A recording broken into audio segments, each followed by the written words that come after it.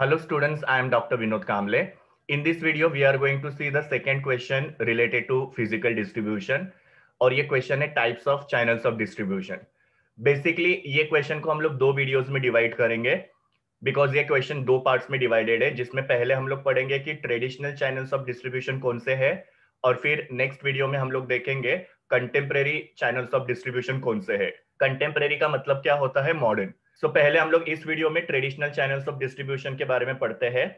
सबसे पहले है मैन्युफैक्चरर टू कंज्यूमर, या जिसको हम लोग डायरेक्ट चैनल ऑफ डिस्ट्रीब्यूशन भी बोल सकते हैं, और इसका तीसरा नाम हो सकता है zero level marketing channel. Now ये जीरो लेवल क्यों होता है? बिकॉज यहाँ पे कोई भी इंटरमीडियरीज नहीं होते हैं।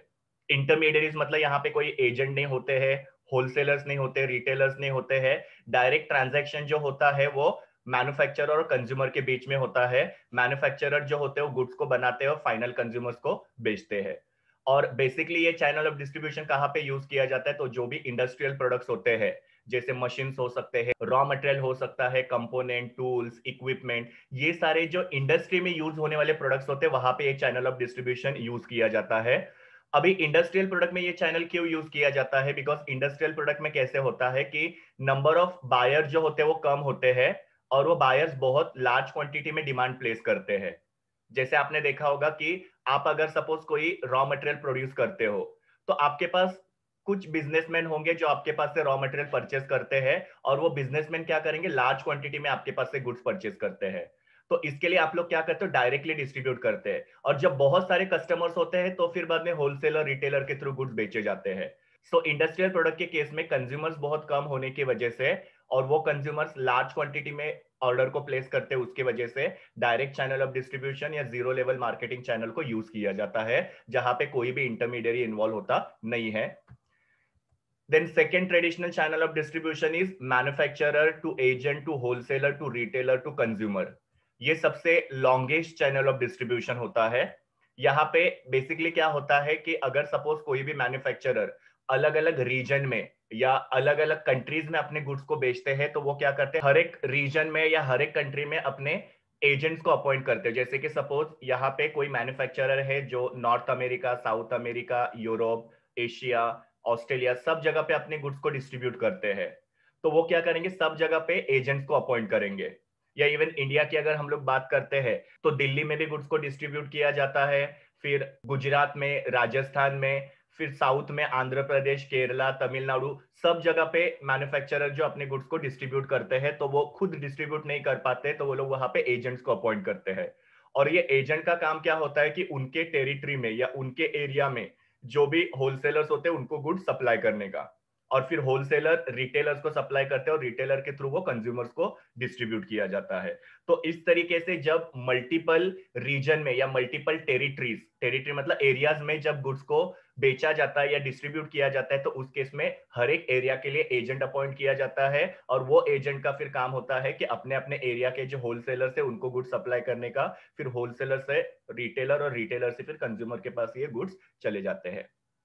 अभी ये चैनल ऑफ डिस्ट्रीब्यूशन कब यूज किया जाता है? तो जो मास कंजम्पशन के गुड्स होते हैं उसके लिए ये चैनल यूज किया जाता है। जैसे आप लोग एफएमसीजी का एग्जांपल ले लो, जिसमें सोप, सॉल्ट, मसाले या डिटर्जेंट पाउडर, ये सारे जो गुड्स होते हैं उनके केस में ये चैनल ऑफ डिस्ट्रीब्यूशन को यूज किया जाता है, बिकॉज ये गुड्स ऐसे जो मास कंजम्पशन किए जाते हैं। मास कंजम्पशन मतलब क्या? सब जगह पे ये गुड्स की जरूरत होती है, फिर वो अमेरिका हो या यूरोप हो, अफ्रीका हो, ऑस्ट्रेलिया हो, एशिया हो, सब जगह पे ये गुड्स की डिमांड होती है। इसके लिए ये longest channel of distribution use किया जाता है ताकि मैक्सिमम कस्टमर्स को यहाँ पे टारगेट किया जा सके। या फिर आप लोग बोल सकते हो कि कंज्यूमर ड्यूरेबल गुड, जैसे TV, fridge, washing machine, music system, ये गुड्स के अंदर भी ये चैनल ऑफ डिस्ट्रीब्यूशन को यूज किया जा सकता है, बिकॉज ये गुड्स को कंज्यूम करने वाले भी काफी सारे कस्टमर्स होते हैं।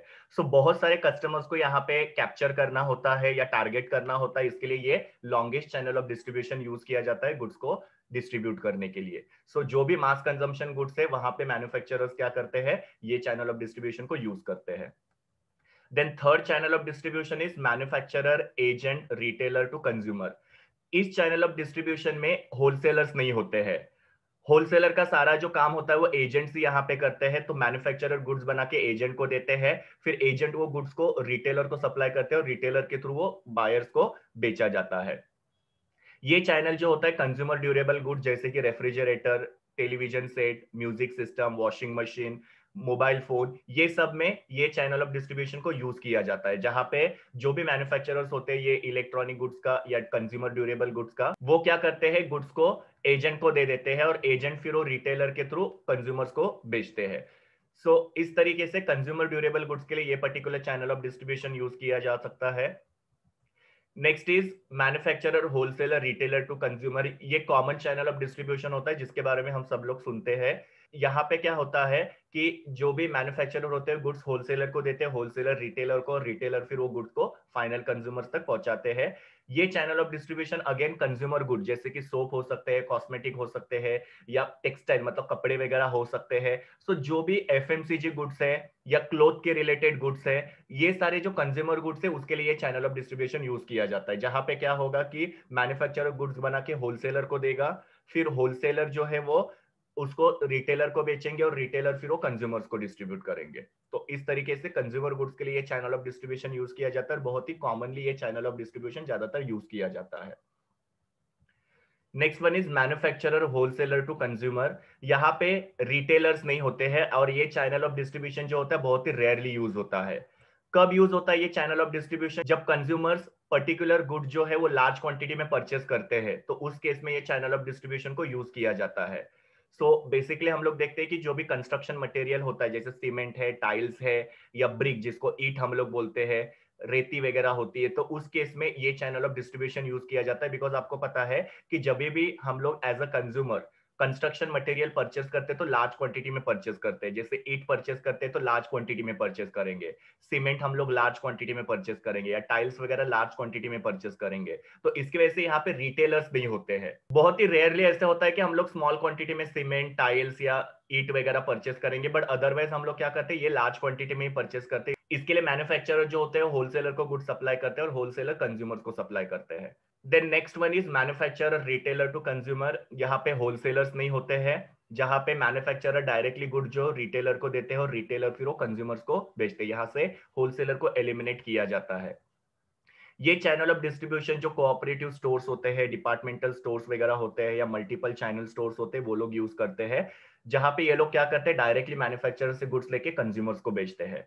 तो यहाँ पे आप लोग बिग बाजार का, डीमार्ट का, इवन अमेजोन का या फ्लिपकार्ट का एग्जांपल ले सकते हो। ये सब कौन है? रिटेलर्स है। जैसे कि बिग बाजार, डीमार्ट को हम लोग डिपार्टमेंटल स्टोर बोल सकते हैं, या मल्टीपल चेन स्टोर मतलब क्या, जिनके अलग अलग जगह पे शॉप्स होते हैं।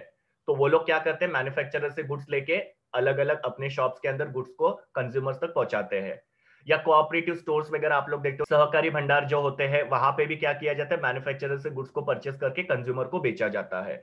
सो बिग बाजार, सहकारी भंडार या डीमार्ट, अमेजॉन और दूसरे मल्टीपल चेन स्टोर जो होते हैं, वो लोग क्या करते हैं, ये चैनल ऑफ डिस्ट्रीब्यूशन को यूज करते हैं। यहाँ पे होलसेलर नहीं होने की वजह से ये लोग हम लोग को गुड जो है वो डिस्काउंटेड प्राइस में बेचते हैं। जैसे बिग बाजार में आप शॉपिंग के लिए गए या डीमार्ट में आप लोग गए, तो वहां पे एक चीज बहुत ही कॉमन होती है, वो होता है डिस्काउंट। हर एक गुड्स के ऊपर हम लोग को डिस्काउंट्स रहते हैं। तो ये डिस्काउंट क्यों दिए जाते हैं? बिकॉज यहाँ पे छोटा सा चैनल ऑफ डिस्ट्रीब्यूशन यूज किया जा रहा है, जहां पे एजेंट भी नहीं है और होलसेलर्स भी नहीं है, तो उनका कमीशन यहाँ पे बच जाता है। तो वो कमीशन बचने की वजह से जो मैन्युफैक्चरर है या रिटेलर जो है वो कंज्यूमर को डिस्काउंट फॉर्म में वो गुड्स को सप्लाई करते हैं। तो मैन्युफैक्चरर, रिटेलर और कंज्यूमर, ये चैनल ऑफ डिस्ट्रीब्यूशन जो होता है वो कोऑपरेटिव स्टोर, डिपार्टमेंटल स्टोर और मल्टी चेन स्टोर जो होते हैं वो यूज करते हैं। कौन से टाइप के गुड्स यहाँ पे बेचे जा सकते हैं? तो कंज्यूमर गुड्स हो सकते हैं, जैसे कि क्लोथ वगैरह, या दूसरे एफएमसीजी गुड्स होते हैं जो आप लोग यहाँ पे देख रहे हो। फिर बाद में एग्रीकल्चरल गुड्स हो सकते हैं, जिसमें आप लोग ग्रोसरी वगैरह देखते हो, तो उसमें भी ये चैनल ऑफ डिस्ट्रीब्यूशन को यूज किया जाता है, जहां पे रिटेलर्स फार्मर के पास से गुड्स परचेस करके कंज्यूमर्स को बेच सकते हैं। या इवन कंज्यूमर ड्यूरेबल जैसे टीवी, फ्रिज वगैरह जो होते हैं, तो जो भी ड्यूरेबल गुड्स है उनके लिए भी ये चैनल ऑफ डिस्ट्रीब्यूशन को यूज किया जा सकता है। Next one is manufacturer canalising agency to consumer. ना यहाँ पे मैन्युफैक्चरर जो है अपने गुड्स को कैनलाइजिंग एजेंसीज को देते हैं और कैनलाइजिंग एजेंसीज उसको कंज्यूमर्स तक पहुंचाते हैं। सो एक्सपोर्ट के केस में कैसा होता है कि कुछ गुड्स जो होते हैं उसको कैनलाइज जो एजेंसीज होते हैं उनके थ्रू ही एक्सपोर्ट किया जा सकता है। अभी ये कौन से आइटम्स है? जैसे मिनरल ओर्स है। ओर का मतलब क्या होता है? कच्चा रूप। सो जमीन में से जो भी मिनरल निकाला जाता है उसको हम लोग मिनरल ओर बोलते हैं। उसको अभी तक प्रोसेसिंग करके प्यूरिफाई नहीं किया है, वो अभी भी कच्चे फॉर्म में है। तो ऐसे मिनरल ओर को, या नाइगर सीड्स होते हैं ब्लैक कलर के, जिसका आप गूगल इमेजेस में इमेजेस देख सकते हो, तो ऑयलिंग पर्पस के लिए उसको यूज किया जाता है। देन कुछ पेट्रोलियम प्रोडक्ट्स वगैरह होते हैं। तो ये सारे कैनलाइज्ड आइटम्स है, इसको डायरेक्टली एक्सपोर्ट नहीं किया जा सकता है। तो यहाँ पे क्या होता है कि मैन्युफैक्चरर्स जो होते हैं वो अपने गुड्स को कैनलाइजिंग एजेंसीज को देते हैं। और ये कैनलाइजिंग एजेंसीज कौन होते हैं? तो गवर्नमेंट ने अपॉइंट किए हुए कुछ एजेंसीज होते हैं जिनको ये गुड्स दिए जाते हैं, और फिर वो कैनलाइजिंग एजेंसी जो है गुड्स को एक्सपोर्ट करते हैं। तो ये मैंने आपको गुड्स बताया कि जो डायरेक्टली एक्सपोर्ट नहीं किया जा सकता है, उसके लिए गवर्नमेंट ने अपॉइंट किए हुए कैनलाइजिंग एजेंसी के थ्रू वो गुड्स को एक्सपोर्ट किया जा सकता है। अभी यहाँ पे एग्जाम्पल में हम लोग देख सकते हैं, जैसे मिनरल ओर है तो उसको एक्सपोर्ट कौन करता है? तो एमएमटीसी। एमएमटीसी मतलब mineral and metal trading corporation, ये एक कैनलाइजिंग एजेंसी है। पेट्रोलियम प्रोडक्ट्स होते हैं तो उनको एक्सपोर्ट कौन करते हैं? तो इंडियन ऑयल कॉर्पोरेशन, ये एक कैनलाइजिंग एजेंसी है। तो ये कैनलाइजिंग एजेंसीज का आपको नाम याद रखना है। इसके अलावा भी बहुत सारे कैनलाइजिंग एजेंसीज है जिसके थ्रू अलग अलग टाइप के गुड्स जो होते हैं वो एक्सपोर्ट किए जा सकते हैं, बिकॉज वो गुड्स को डायरेक्टली एक्सपोर्ट करना अलाउड होता नहीं है। सो उसके लिए ये चैनल ऑफ डिस्ट्रीब्यूशन यूज किया जाता है, जिसको manufacturer to canalising agency to consumer बोला जाता है। सो आपको यहाँ पे कौन से गुड्स जो है वो कैनलाइजिंग एजेंसी के थ्रू एक्सपोर्ट किए जाते हैं वो नाम याद रखने हैं, और कैनलाइजिंग एजेंसी जिसके थ्रू वो गुड्स को एक्सपोर्ट किया जाता है वो कैनलाइजिंग एजेंसीज के भी नाम याद रखने हैं। And the last one is producer to cooperative to dealer to consumer.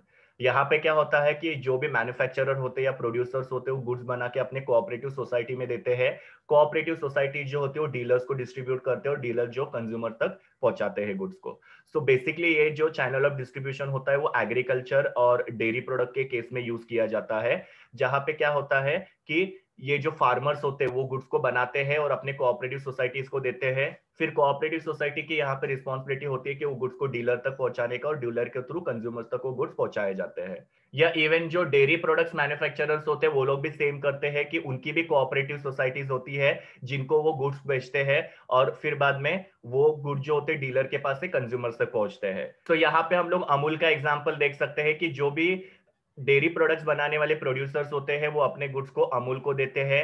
फिर अमूल के थ्रू वो हमारे एरिया में जो डीलर्स होते हैं उनको गुड्स सप्लाई किए जाते हैं, फिर वहां से वो कंज्यूमर्स तक पहुंचाए जाते हैं। सेम आईएफएफसीओ, ये भी एक क्या है? कोऑपरेटिव्स है। तो फार्मर्स क्या करेंगे? अपने जो भी एग्रीकल्चर गुड्स रहेंगे वो ये आईएफएफसीओ को सप्लाई करेंगे, फिर वो डीलर्स को, और डीलर से वो कंज्यूमर को सप्लाई किए जाते हैं। तो ऐसा ये चैनल ऑफ डिस्ट्रीब्यूशन जो है producer to cooperative to dealer to consumer, वो एग्रीकल्चरल गुड्स में और डेयरी प्रोडक्ट के केस में यूज किया जाता है। सो ये सारे अलग अलग ट्रेडिशनल डिस्ट्रीब्यूशन चैनल्स हम लोग ने ये पर्टिकुलर वीडियो में देखा। नेक्स्ट वीडियो में हम लोग कंटेम्पररी डिस्ट्रीब्यूशन चैनल्स देखने वाले हैं। ये मेरी यूआरएल है जहां से मैंने इस पर्टिकुलर क्वेश्चन के लिए इमेजेस लिए हैं। Thank you students, please do like, share, comment and subscribe to my YouTube channel, and also recommend my channel to your friends. We will meet in the next video.